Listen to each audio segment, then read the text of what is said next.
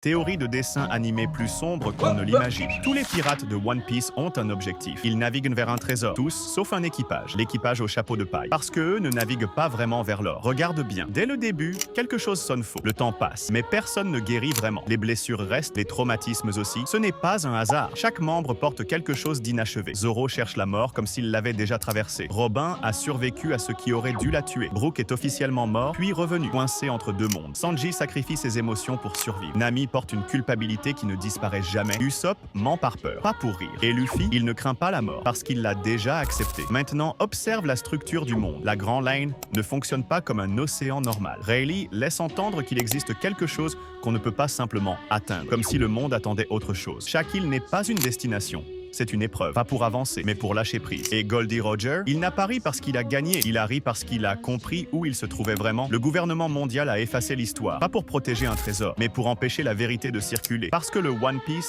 n'est pas une récompense, c'est une révélation. Il ne navigue pas vers un trésor, il navigue vers un point de non-retour. Et aucun d'eux n'était censé revenir.